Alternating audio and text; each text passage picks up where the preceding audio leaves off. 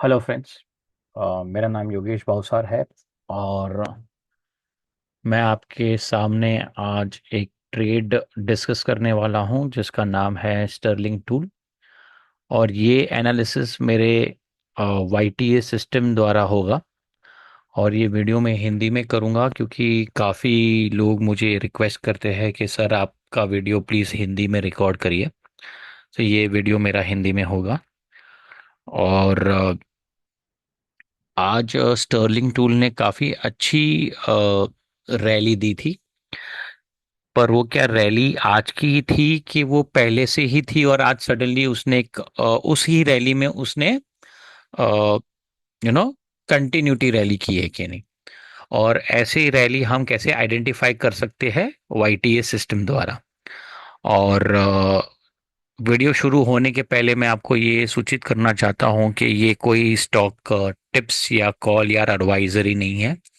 ये सिर्फ आपको बताने और दर्शाने के लिए है कि अगर आप वाईटीए सिस्टम लेते हैं तो आपको किस तरह से ये हेल्प कर सकता है और आप कैसे अच्छे स्टॉक्स आइडेंटिफाई करके खुद ही बाय सेल का डिसीजन ले सकते हैं। तो आइए डिस्कस करते हैं हमारा स्टॉक स्टर्लिंग टूल्स। तो हम पहले जाते हैं मंथली टाइम फ्रेम में। अब मंथली टाइम फ्रेम में अगर आप देखेंगे तो स्टर्लिंग टूल्स पास पिछले कई वर्षों से 2014 से उसने एक रैली मारी थी और 2017 तक। उसके बाद 2017 के बाद ये स्टॉक ने हाई मारा था 464 का और बॉटम मारा था 110 का। अगर हम यहाँ पे देखना जाए तो स्टॉक ने एकदम ऑलमोस्ट ट्रिपल बॉटम मारा हुआ है। और यहाँ पे उसने ट्रिपल टॉप मारा हुआ था। तो ये स्टॉक कम से कम 2020 से लेके प्रॉपर ब्रेकआउट यहाँ पे आया था 2023। सो अगर हम कह सकते कि ये टोटल 3 साल का ये पूरा का पूरा साइडवेज मोमेंटम था इसका। उसके बाद स्टॉक ने थोड़ी बढ़त ली और वही जाके प्रीवियस ऑल टाइम हाई जो 2017 का था वहीं पे आके फिर से 2000 अप्रैल 23 में जाके अटका था। अब अगर मैं ये सारा मार्किंग निकाल देता हूं और अगर मैं सिर्फ इसी एरिया पे कंसंट्रेट करता हूं तो ये बहुत ही बड़ा मुझे एक कप एंड हैंडल या हम ऐसे हैंडल बना के और इसको कप करके ये कप एंड हैंडल मेरा यहाँ पे मंथली टाइम फ्रेम पे ब्रेकआउट बनता है। ओके। सो ये पैटर्न से हमें पता चलता है कि अगस्त 2024 में ये स्टर्लिंग टूल ने हमें ब्रेकआउट करके पॉजिटिव क्लोजिंग दिया था मंथ ऑन मंथ बेसिस पे। ठीक है। तो हम इसके आगे तो नहीं जाते, हम सिर्फ ये यहाँ तक एनालिसिस करेंगे कि कम से कम हमें इतना तो पता है कि जो हाई 2017 में से लेके 2023 में भी फेल हुआ था अप्रैल में, जो कि ये अगस्त 2024 में ये सक्सेसफुल रहा था। सो टोटल 2017 से 2024 का जो इतना बड़ा उसका रेजिस्टेंस था वो उसने 2024 में ब्रेकआउट किया था। तो एटलीस्ट हमें ये स्टॉक इस पॉइंट ऑफ व्यू से रखना चाहिए माइंड में कि अगर कोई रैली नहीं आती है तो ये जो हाई बनाया था दैट इज 582.60 के ऊपर ही नया रैली आएगा उसका। अदरवाइज बहुत सारी बात क्या हो जाता है कि सपोज ये स्टॉक का रेजिस्टेंस होता है काफी लंबे सालों का, ये आता है यहाँ पे कप एंड हैंडल पैटर्न बनाता है और ये ब्रेकआउट करके काफी सारे ट्रेडर्स को ट्रैप कर देता है और फिर स्टॉक यहाँ से डक होके फिर से नीचे की तरफ चलने लग जाता है। तो हमें क्या देखना है कि जब तक ये स्टॉक ये मंथली हाई के ऊपर या तो नया रैली शुरू नहीं कर देता या तो कम से कम और काफी वीक तक वीकनेस नहीं बताता कि वो हमें नहीं बता दर्शा सकता कि हमें और नीचे नहीं जाना है, अब हमें नई रैली ही पकड़नी है, तब तक हमें एक्साइट नहीं होना है। बॉटम फिशिंग या प्राइस फिशिंग हमें नहीं करनी है, हमें ट्रेंड समझना है और उसके बाद ही एक्शन लेना है। तो मैं ये सारे मार्किंग मिटा देता हूँ। अब जब ये क्लोजिंग आ जाती है हमारे पास, तो मैं एक थोड़ा सा मार्किंग कर देता हूँ यहाँ पे, और मैं फिर वीकली टाइम फ्रेम पे चला जाता हूँ टू एनालाइज कि आखिर स्टॉक कर क्या रहा था। तो अगर हम एनालाइज करें तो ये स्टॉक ने क्या किया, ये मंथली जो रेजिस्टेंस था हमारा, आई मीन जो भी ये इसका हाई था, दिस कैंडल का, दैट इज दिस क्लोजिंग का हाई, वीकली पे अगर आप देखें तो वापस उसने ब्रेकआउट करके ये एक वापस पुल बैक की तरफ हो गया था। तो ट्रेंड कैसे चलता है कि ट्रेंड हमेशा एक ऐसे करके ब्रेकआउट देगा, फिर पुल बैक करता है, फिर ऊपर जाता है, फिर नीचे आता है, फिर ऊपर जाता है, फिर नीचे आता है। तो इसको हम क्या बोलते हैं, higher highs and higher lows. तो ये एक हायर हाइज और हायर लोस पैटर्न बनाना शुरू कर देता है, जिससे हमें समझ में आता है कि stock is in a very trending position. तो ये स्टॉक ने क्या किया, ये स्टॉक ने हमें एक ब्रेकआउट दिया, फिर ये वापस से नीचे आ गया। अब ये नीचे क्यों आया, क्योंकि मार्केट पिछले काफी हफ्तों से नीचे ही आ रहा था। निफ्टी ने कुछ 12 साढ़े 12% की पुल बैक दी थी नीचे की तरफ फ्रॉम द टॉप।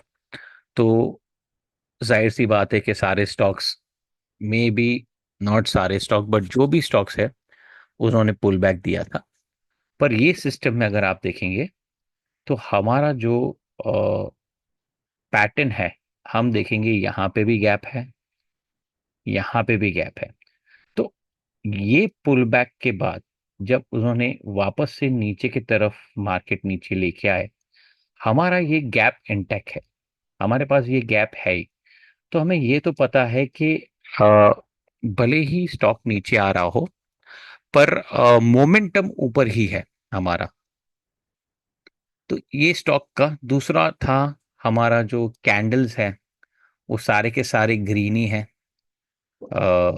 नीचे आने के समय नॉर्मली अगर आप जस्ट नॉर्मल कैंडल्स देखेंगे तो वो रेड होंगे, लेकिन वाईटी सिस्टम में ये आपको ग्रीन बता रहे, क्योंकि ये मेरे पैरामीटर के ऊपर ही चल रहे हैं। तो पुल बैक आने के बावजूद भी ये हमारे लिए ट्रेंड एक ट्रेंडिंग बता रही है कि हमें डरना नहीं है, पॉसिबिलिटी है ये शायद ऊपर वापस पुल कर सके, करे ना करे अलग स्टोरी है, बट एटलीस्ट हमारा माइंड है कि ये चांसेस है कि ऊपर जा सकते हैं। दूसरा क्राइटेरिया ये था कि जब भी वो ब्रेकआउट आ रहे थे इसमें, काफी अच्छे बढ़त वाले वॉल्यूम्स के साथ आ रहे थे, हम देख सकते हैं ये ग्रीन वॉल्यूम, ये ब्लू वॉल्यूम। तो एटलीस्ट रिटेल ट्रेडर्स तो नहीं थे जो इसमें इंटरेस्ट डाल रहे थे स्टॉक में। तो हमें ये समझ में आता है कि कोई ना कोई बिग प्लेयर्स या बड़े बिग मनी जिसको बोलते हैं, वो ये स्टॉक के अंदर इंटरेस्ट ले रहे थे। तीसरी बात यह है कि हम ये देख रहे थे कि हमारा जो रिलेटिव स्ट्रेंथ इंडिकेटर है वो पॉजिटिव ही है ग्रीन की तरफ। सो अगर मैं सारा का सारा एनालिसिस करूं तो ये समझ में आता है कि मार्केट खराब होने की वजह से सेलिंग प्रेशर के कारण ये स्टॉक पुल बैक हुआ था, लेकिन हमारा ट्रेंड इंटैक्ट था और हमारे पास वॉल्यूम्स भी थे और हमारे पास रेट ऑफ सेल पॉजिटिव भी था। और दूसरा मेन पॉजिटिव बात थी कि हमारा स्टॉक पिछले काफी सालों के रेजिस्टेंस को ब्रेक करने के बाद ऊपर की तरफ था। तो अगर हायर टाइम फ्रेम में अगर मैं ये देखूं तो मोटा मोटी ये छोटा सा एक कंसोलिडेशन फेज था लोअर टाइम फ्रेम में। ठीक है। अब क्या हुआ कि आफ्टर कपल ऑफ वीक्स, जब फ्राइडे को और मंडे को मार्केट थोड़ा बेटर हुआ, क्योंकि स्टेट इलेक्शन में महाराष्ट्र में बीजेपी गवर्नमेंट एंड उसके जो भी साथी थे उनको सबसे ज्यादा वोट मिले, तो मार्केट में क्या थोड़े पॉजिटिव वाइब आए और वहां से 2 दिन से मार्केट थोड़ा सा ऊपर जा रहा था। तो जाहिर सी बात है, जो स्टॉक स्ट्रांग होते हैं ऐसे पुल बैक में सबसे पहले खींचना शुरू हो जाते हैं। तो ये जो हमारा रेजिस्टेंस था, ठीक है, ये जो हमारा रेजिस्टेंस था, उसने आज ये ब्रेकआउट करने की तैयारी कर ली। तो हम क्या करते हैं, उसको डेली टाइम फ्रेम में जाते हैं। तो अगर आप डेली टाइम फ्रेम में फिर से देखोगे, this is nothing but a cup pattern. Okay, cup pattern में मेरा स्टॉक, मेरा सिस्टम ऑटोमेटिकली यहाँ पे आपके लिए आइडेंटिफाई कर देगा। देखिए, आपको लिखा हुआ देखा है रहेगा, cup pattern, cup found. Cup found का मतलब क्या होता है, कप पैटर्न फाउंड। और ये एक रेजिस्टेंस उसने मार्क किया था अपने आप ही। सो वाईटी सिस्टम अपने आप ही रेजिस्टेंस मार्क करता है, हमें मार्क करने की जरूरत नहीं है। जब भी मेरे कैलकुलेशन से कोई स्ट्रॉन्ग रेजिस्टेंस बनता है तो अपने आप बनना शुरू हो जाता है। तो क्या हुआ, पिछले काफी दिनों से रेजिस्टेंस बनने के पहले अ, यहाँ पे हम देखेंगे वॉल्यूम्स बिल्डअप होने शुरू हो गए थे। तो ये एक ऑब्जर्व करने वाली बात है कि ये ऊपर जब जा रहा है तो वॉल्यूम्स के साथ ऊपर जा रहा है, और ये जब नीचे आ रहा है तो there are no volumes at all, there are retail volumes even lesser than that. तो ये देखिए, ये ऊपर जा रहा है तो वॉल्यूम्स के साथ जा रहा है, लेकिन ये जब भी नीचे आ रहा है वापस से, तो ये बिना वॉल्यूम्स के नीचे आ रहा है। इसका कहने का मतलब ये हो जाता है कि सेलर्स में कोई कैपेसिटी नहीं है, सिर्फ बायर्स इंटरेस्टेड नहीं है, उसके लिए स्टॉक नीचे गिर रहा था, बट सेलर्स प्रेशर नहीं डाल रहे। समझ रहे हैं आप? तो फिर जब ये ब्रेकआउट आया, तो अगर आप 1 आवर टाइम फ्रेम में जाते हो तो आप ये नोटिस करोगे कि this is the same resistance of daily time frame. उसने उसके ऊपर क्लोजिंग दे दी, ठीक है। तो द क्लोजिंग वाज एग्जैक्टली 9:15 को मार्केट स्टार्ट होता है, 10:15 को इसने क्लोजिंग दे दी। अब जैसे ही उसने क्लोजिंग दी, आप देख सकते हैं वॉल्यूम्स बढ़ना तेजी से बढ़ने लग गया, और कंटिन्यूसली सेम वॉल्यूम्स ही दे रहा था। तो क्या हुआ, जैसे ही ये हाई के ऊपर आया 646 के ऊपर, it created little bit, a small position kind of a opportunity in the market.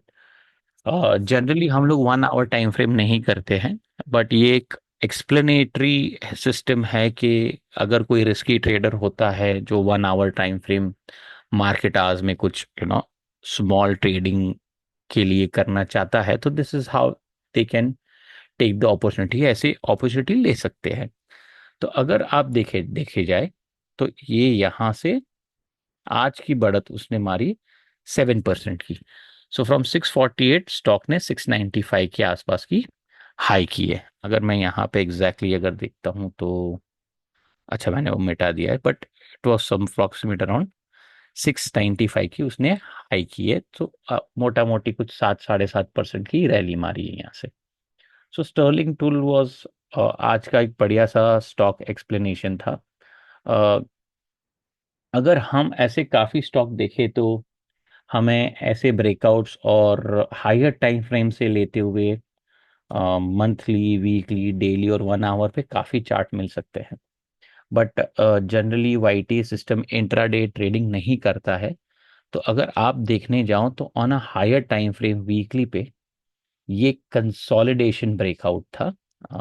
एक बड़ा सा कंसोलिडेशन था। अगर मैं इसको ऐसे मार्क करता हूँ तो ये एक बड़ा सा कंसोलिडेशन था जो आपको मंथली पे भी दिख जाएगा। देखिए कि मंथली पे भी है जो ऑल टाइम हाई के नजदीक आके कंसोलिडेट कर रहा था, मतलब उसको बोलते हैं कि अक्यूमुलेट हो रहा था। इसमें इन्वेस्टर्स और प्रमोटर्स और बिग प्लेयर्स ज्यादा होते हैं, रिटेल प्लेयर्स इसमें थोड़े कम होते हैं, क्योंकि अगर मैं यहाँ से मेजर करता हूँ तो ऑन एन एवरेज ये 16 महीने तक ये रेंज में रहा। तो एज एन रिटेल इन्वेस्टर्स की कैपेसिटी माइंड फ्रेम 16 महीने तक एक स्टॉक में विदाउट एनी रिटर्न्स देने की इच्छा कम होती है। उन लोग क्या करते हैं, उन लोग जंप करते थे, बट इन्वेस्टर्स और ये सब क्या करते हैं, दे कीप अक्यूमुलेटिंग। तो ये 16 महीने तक ऐसे अक्यूमुलेट हो रहा था। And suddenly if you see, अगर ये स्टॉक एज पर इन्वेस्टर्स और जिन्होंने भी इन्वेस्ट किया है ये स्टॉक में, there expectation would be the pattern like this: low, high, higher low, higher high, हमें पता नहीं ये और कितना जा सकता है, but I am just assuming like this, फिर higher low, higher high, higher low, higher high, and it will depend upon what kind of fundamentally the stock is performing in the near future in quarter wise and year on year wise. And अगर वो perform करता रहा तो I am very sure that ये stock इसी pattern में हम फिर यहाँ पे एक ये बॉटम से हम ऐसे एक ट्रेंड लाइन बनाते चल सकते हैं। तो इस तरह से पैटर्न चलता है, और इस तरह से आप at the beginning of the trend you can take opportunities. मैं ट्राई करूंगा रोज या एटलीस्ट हफ्ते में 3 बार आप लोगों के लिए ऐसे एनालिसिस लेके आओ, ताकि आप सोचिए, देखिए और समझिए कि पैटर्न किस तरह से चलता है, स्टॉक किस तरह से चलता है, आपको किस तरह से इसमें एनालिसिस करके आप कैसे बेनिफिट ले सकते हैं। और आपको अगर ये वाई टी सिस्टम पसंद आता है तो आप मुझे ytschool@gmail.com में ईमेल कर सकते हैं। और आप इसको 1 साल का सब्सक्रिप्शन भी ले सकते हैं, हर साल इसको सब्सक्रिप्शन करना पड़ता है।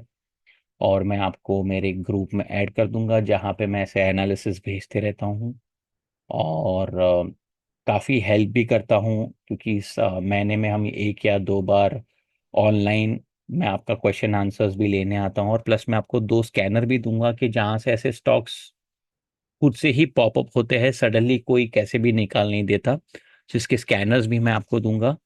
और आपको एकदम as a friend and hand holding आपको एज अ मेंटोरशिप भी मिलती रहेगी। तो थैंक यू वेरी मच, ये था आज का एनालिसिस स्टर्लिंग टूल।